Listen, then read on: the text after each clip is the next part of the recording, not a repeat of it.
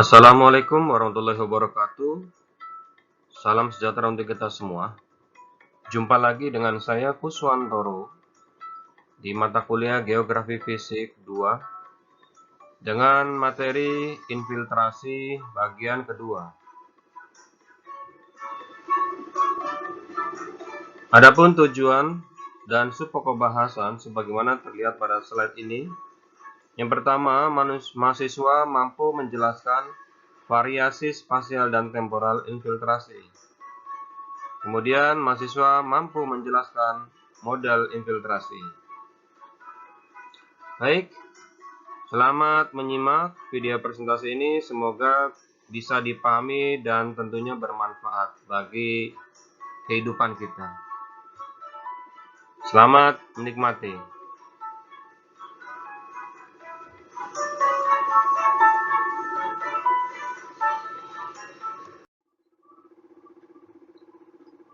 Sebelum materi ini disampaikan, silakan Anda catat istilah-istilah ini dan tolong dicari artinya, kemudian dikumpulkan maksimal di akhir perkuliahan ini melalui Mas UI.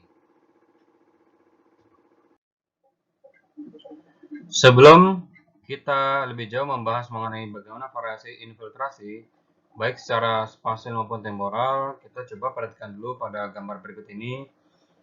Ini menceritakan mengenai laju infiltrasi pada perbedaan tumbuhan penutup. Ya. Yang pertama ini adalah tanah yang ditutupi oleh rumput. Yang kedua ini tanah yang ditutupi oleh tanaman budidaya. Yang ketiga ini tanah yang tidak ada vegetasinya.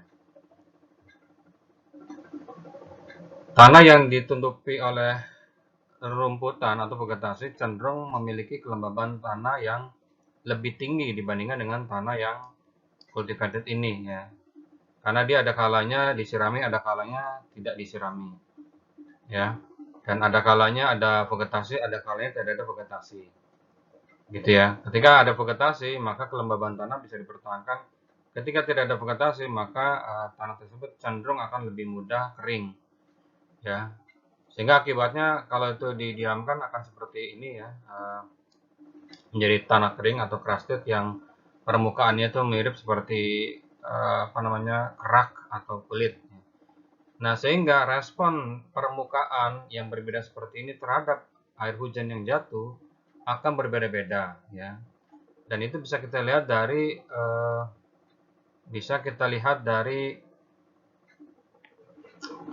kurva infiltrasi ini, ya. Pada tanah kering, ya, ketika hujan jatuh maka dia hanya butuh waktu yang sebentar untuk menyerapkan air ke tanah dalam jumlah banyak. Kalau kita tarik garis seperti ini, mungkin ini sekitar 5 menit pertama, ya. Kemudian tanah tersebut cenderung lebih cepat jenuh pada 10 menit kemudian. Sedangkan pada tanah cultivated, ya, tanah budidaya misalnya ada jagung atau laju infiltrasi yang tinggi, ya, dia butuh waktu yang lebih lama dibandingkan tanah yang kering, ya. Ya, sekitar di sini sekitar 16 menit, ya. Kemudian jenuhnya pun dia lebih lama, katakanlah di sini sekitar 40 menit, ya. Adapun untuk tanah yang berumput, waktu untuk mencapai infiltrasi yang cukup tinggi ini dia butuh waktu lebih lama lagi. Artinya ketika ada hujan, dia nggak langsung masuk ke dalam tanah nih, karena tanah tersebut akan jatuh ke daun-daunan atau rerumputan, cabang dan sebagainya. Dan ketika jatuh ke tanah pun tidak langsung diserap, ya, oleh tanah, melainkan diikat dulu oleh akar-akar, ya.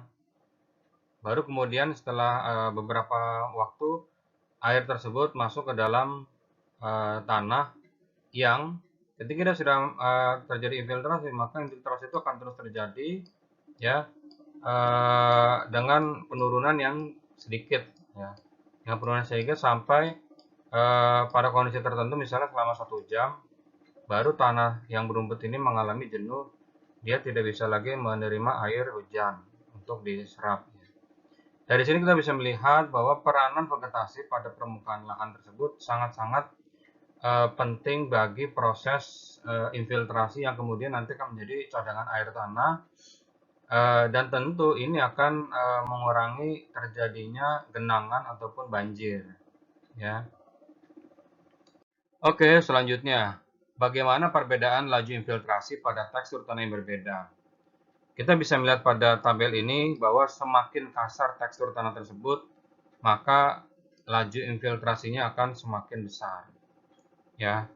Dan sebaliknya semakin kecil tekstur tanah tersebut, maka laju infiltrasinya akan semakin kecil. Nah, kita juga bisa melihat dari kurva laju infiltrasi bahwa untuk tanah berpasir ya memiliki laju infiltrasi yang besar ya.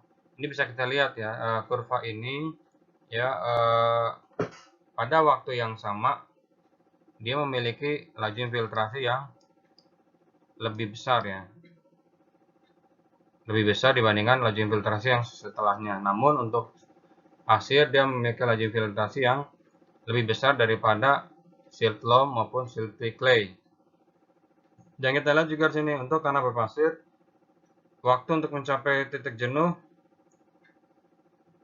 lebih lama dibandingkan dengan tanah lempung dan juga lebih lama dibandingkan dengan tanah clay. Ya, di sini kita bisa lihat bahwa tanah yang bertekstur clay ya dengan mikropori-porinya banyak, cenderung dia lebih kecil untuk bisa menyerap air atau infiltrasi dan lebih cepat terjadinya jenuh. Ya. Slide ini menceritakan mengenai bagaimana perbandingan kurva laju infiltrasi dengan kurva kumulatif infiltrasi. Ini adalah kurva laju infiltrasi yang sifatnya dia eksponensial, namun terbalik eksponensialnya atau negatif. Sedangkan kurva infiltrasi kumulatif dia bentuknya menyerupai kurva logaritmik ya, yang mana di awal-awal waktu terjadi peningkatan kapasitas dari infiltrasi, namun lama-kelamaan dia akan mengalami stagnan, tidak ada lagi penambahan. Ya, begitu juga dengan infiltrasi di awal-awal dia mengalami penurunan laju infiltrasi yang cukup besar, sampai pada satu titik dia mengalami penurunan yang sedikit, artinya air yang terserap semakin sedikit bahkan tidak ada. Ini adalah kondisi jenuh. Ya, pada saat ini adalah kondisi yang sudah jenuh. Bagaimana variasi bulanan kapasitas infiltrasi? Ya, setidaknya ada 3 faktor yang mempengaruhi infiltrasi kalau bicaranya dalam kurun waktu yang panjang, yaitu tahunan. Ya, selain dari tekstur seperti yang sudah dijelaskan, yang ternyata penggunaan lahan ini ya memberikan pengaruh besar terhadap variasi infiltrasi tahunannya ya. Suatu lahan cenderung akan mengalami perubahan ya, terlebih ketika aktivitas dan jumlah manusia ini semakin meningkat, yang tadinya hutan menjadi pertanian, menjadi permukiman, yang tadinya permukiman menjadi perkantoran atau industri dan sebagainya ya. Itu kan terjadi dalam kurun waktu tahunan, sehingga inilah yang menjadi salah satu faktor adanya variasi infiltrasi yang jelas ya. Jadi misalnya saudara melakukan penelitian bagaimana sih variasi infiltrasi tahunan, misalnya dari tahun 2000, 2001, 2002, 2003 gitu ya. Nah tentu yang paling mempengaruhi adalah penggunaan lahan ini. Kemudian karakteristik tumbuhan. Variasi karakteristik tumbuhan ini ya, karakteristik tumbuhan berarti misalnya bicara tinggi rendahnya tumbuhan ya, atau seberapa besar kanopi dari tumbuh-tumbuhan atau seberapa besar daunnya gitu ya. Ini kan akan mempengaruhi mempengaruhi infiltrasi kalau kita melihatnya dalam durasi yang atau kurun waktu yang panjang ya. Nah, bagaimana dengan begitu juga dengan pertambahan tingkat tumbuhan, artinya ini bicara seberapa cepat atau lambat tumbuhan tersebut mengalami pertumbuhan dalam 1 tahun ya. Ada tumbuhan yang dia butuh waktu beberapa bulan saja untuk bisa tinggi, ada tumbuhan yang butuh waktu beberapa tahun untuk bisa tinggi. Nah, kira-kira seperti itu. Oke, pada gambar yang sebelah kanan ini menjelaskan kaitan infiltrasi dengan curah hujan ya. Ya, secara umum memang curah hujan ini sebagai input utama adanya infiltrasi ya, infiltrasi air ke dalam tanah. Kurva ini sebenarnya lebih menjelaskan kepada water balance ya. Ada rumus water balance secara umum, P sama dengan runoff ya ditambah evapotranspirasi ya. Runoff ini adalah limpasan ya. Ada yang runoff permukaan atau surface runoff ya. Ada yang runoff bawah permukaan ya. Runoff groundwater ya. Nah, yang runoff permukaan ini yang disebut dengan limpasan permukaan. Runoff yang groundwater ini ya mulai dari infiltrasi itu ya. Kemudian ditambah dengan evapotranspirasi. Nah, kalau kita ingat water balance seperti ini, maka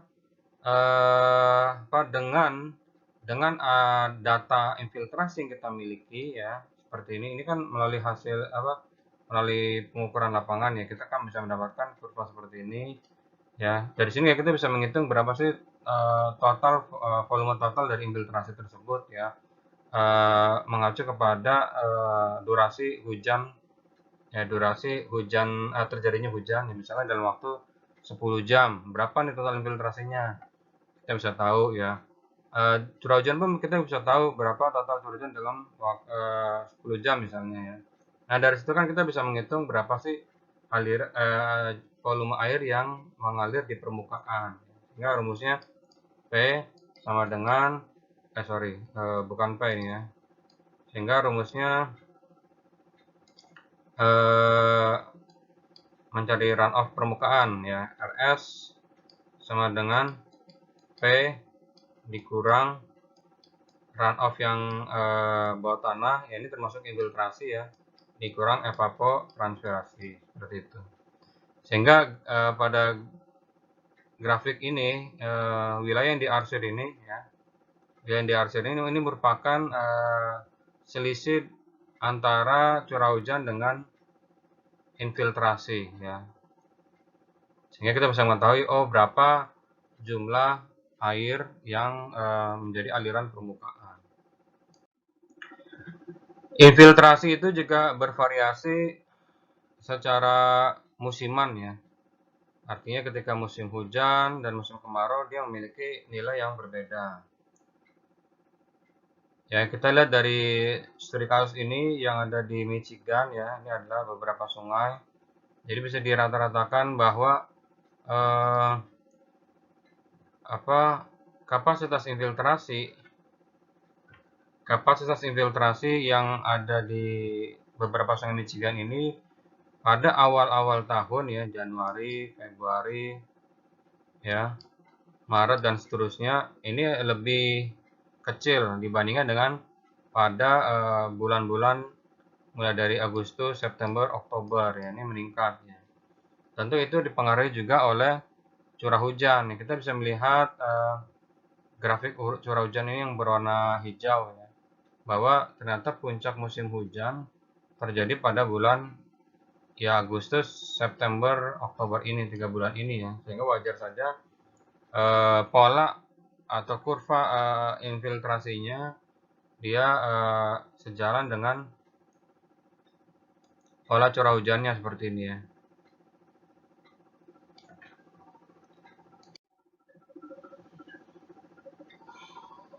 Nah, ini ada satu penelitian yang dilakukan oleh Pramono tahun 2016. Dia menggunakan pendekatan sistem informasi geografis untuk memetakan wilayah yang memiliki potensi infiltrasi paling besar ya di sekitar Das Ciliwung. ya. Dia dengan metode spasial multikriteria, ya, yaitu dengan pembobotan dan skor, ya, di mana dia gunakan 5 variabel. Yang pertama adalah jenis batuan, kemudian curah hujan, tekstur tanah, kemiringan permukaan, dan kedalaman air tanah. Kemudian masing-masing memiliki bobot, di mana untuk jenis batuan dia bobotnya paling tinggi, ya, kemudian diikuti oleh variabel yang lain.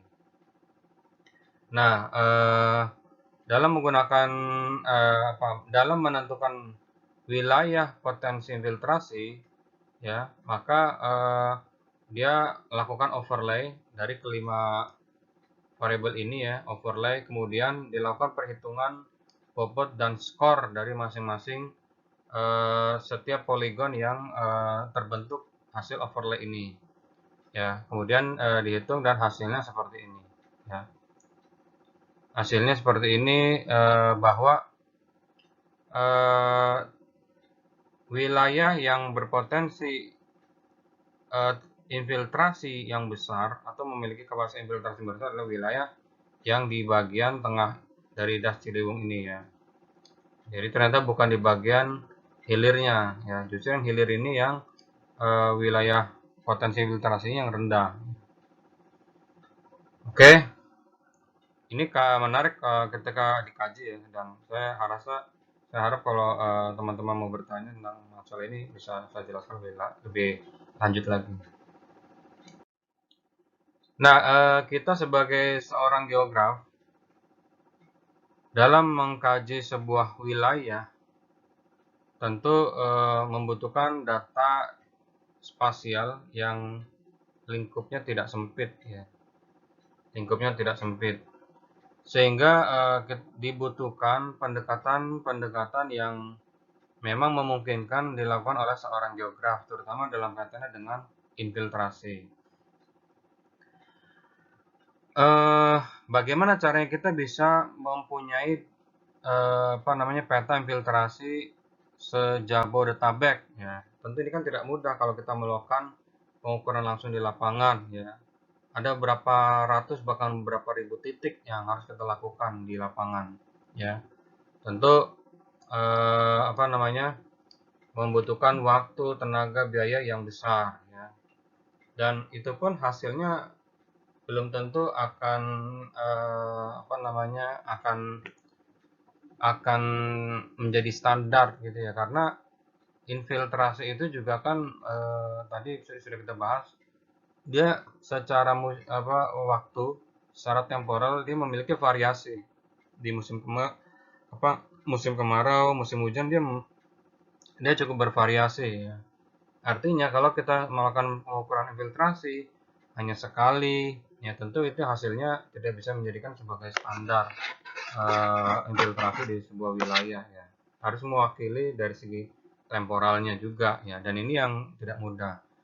Nah, tadi yang saya katakan bahwa ada pendekatan yang kita bisa mendapatkan peta infiltrasi, yaitu tentunya dari peta jenis tanah, ya. Dari peta jenis tanah. Nah, dalam peta jenis tanah ini nanti kan akan diterangkan ke tekstur tanahnya seperti apa. Apakah dia tekstur tanahnya dominannya berupa pasir dan ketebalannya seperti apa, gitu, ya. Nah, artinya semakin kasar dan semakin tebal dari lapisan pasir tersebut, tentu ini akan menyebabkan aliran permukaannya semakin kecil dan potensi infiltrasinya akan semakin besar. Nah, di sini menurut USDA, jadi ini adalah seperti Departemen Pertanian Amerika Serikat, dia membuat standar bahwa untuk zona atau untuk grup A, dia disebut dengan lowest runoff potential dengan karakteristik tekstur tanahnya seperti ini, dan memiliki laju infiltrasi berkisar antara 8 sampai 12, ya. Dan seterusnya, artinya semakin ke grup D, maka laju infiltrasinya akan semakin kecil, atau sebaliknya potensi runoff-nya akan semakin besar. Nah, dari dasar itulah kemudian bisa dihasilkan peta seperti ini ya. Peta seperti ini bahwa eh, kita bisa menentukan atau mendelineasi bagaimana wilayah potensi wilayah potensi infiltrasi di Jabodetabek ini ya. Sini diperoleh yang warna pink ini memiliki potensi yang besar, sedangkan yang warna hijau ini memiliki potensi yang kecil ya. Oke, dalam mengkaji model infiltrasi ada dua pendekatan yang biasanya dilakukan. Yang pertama adalah pendekatan persamaan empirikal.